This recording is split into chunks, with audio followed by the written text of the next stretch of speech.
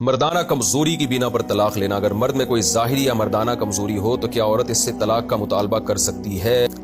देखें, मर्द में कोई भी ऐब हो, चाहे मर्दाना कमजोरी हो या कोई भी ऐब हो, कोई भी ऐसा ऐब जिसकी वजह से औरत को शौहर से नफरत हो रही हो और वाकई हो रही हो, तो फिर औरत के लिए तलाक का मुतालबा जायज़ है, मुतालबे में हरज नहीं है। हाँ, उसकी बेस दुरुस्त हो। बेस का मतलब ये कि जैसे बुखारी की हदीस है कि हजरत जमीला बिनते साबित रज़ी अल्लाह अन्हा बहुत खूबसूरत थी, उनकी शादी हो गई, उनके शौहर शक्ल के बिल्कुल भी उनके लिहाज से बिल्कुल भी अच्छे नहीं थे, तो उन्होंने देखा नहीं था। शादी के बाद बहुत ज़्यादा परेशान हुई, नबी की खिदमत में आके अर्ज़ किया कि मैं नहीं रह सकती इनके साथ, मुझे अपने शौहर से बिल्कुल मोहब्बत नहीं है। तो आप सल्लल्लाहु अलैहि वसल्लम ने उनके शौहर को मशवरा दिया कि इनको तलाक दे दो। तो इससे पता चलता है अगर वाकई शौहर में कोई भी ऐब है जिसकी वजह से औरत को उससे नफरत हो रही है और वाकई ऐब है, ऐब में ये बात भी दाखिल है कोई जिस्मानी ऐब हो या कोई सेक्सुअल कोई वीक है, कोई कमजोर है, औरत की डिजायर्स पूरी नहीं कर रहा, तो ये भी ऐब में दाखिल है। तो तलाक का औरत को मुतालबे का हक है, लेकिन सिर्फ मुतालबे की हद तक हक है। इतना नहीं है कि औरत शौहर अगर तलाक न दे तो खुद से वो अपने ऊपर तलाक वाक़ई कर ले या कोर्ट से जाके तलाक ले ले, ये नहीं है। तो शौहर अगर दे दे तो ठीक है, नहीं दे तो फिर उसी के साथ निभा करे, फिर उसी से मोहब्बत करने की कोशिश करे। तो हजरत साबित अंसारी रज़ी अल्लाह तआला अन्हु ने दे दी थी तो हजरत जमीला को तलाक हो गई, ना देते तो नहीं होती।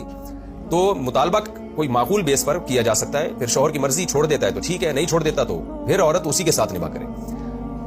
कोर्ट से तलाक का हक उस वक्त होगा जब कोई बहुत ही माकूल रीजन होगी, तो उसकी वो रीजन क्या है वो कई बार मैं बयान कर चुका हूं। उसके बगैर सिर्फ जो छोटी छोटी बातों पर आजकल तलाकों का मुतालबा किया जा रहा है वो ठीक नहीं है। बाकी कमजोरी एक अलग चीज है। अगर कोई मर्द बिल्कुल ही नामर्द है, यानी वो शादी से लेके अब तक 1 साल गुजर गया, 6 महीने गुजर गए, एक बार भी हम बिस्तरी कर ही नहीं सका है, तो फिर औरत को तलाक का हक है कि कोर्ट से वो तलाक ले भी सकती है। और लेनी चाहिए कि नहीं चाहिए, तो उसमें फिर शरीयत की तरगीबी हुक्म यही है कि ले लेनी चाहिए। उसकी वजह यह है कि निकाह का जो बुनियादी मकसद है इस्लाम ने जो बयान किया वो औलाद है, तवालुद व तनासुल।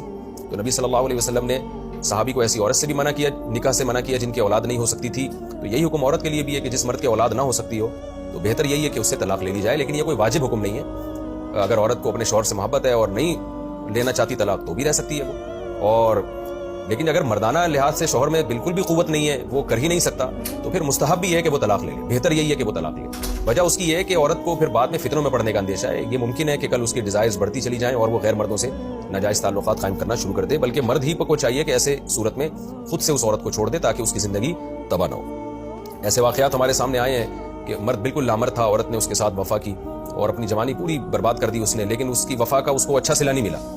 तो चंद सालों के बाद मर्द को अपनी बीवी के बारे में शुबहात पैदा होना शुरू हो गए कि तो ये शैतान को बहुत सारे मौके मिलते हैं। तो अगर बिल्कुल ही कोई नामर्द है और इलाज भी नहीं हो सकता तो फिर ऐसी सूरत में बेहतर यही है कि उससे अलहदगी का मुतालबा किया जाए।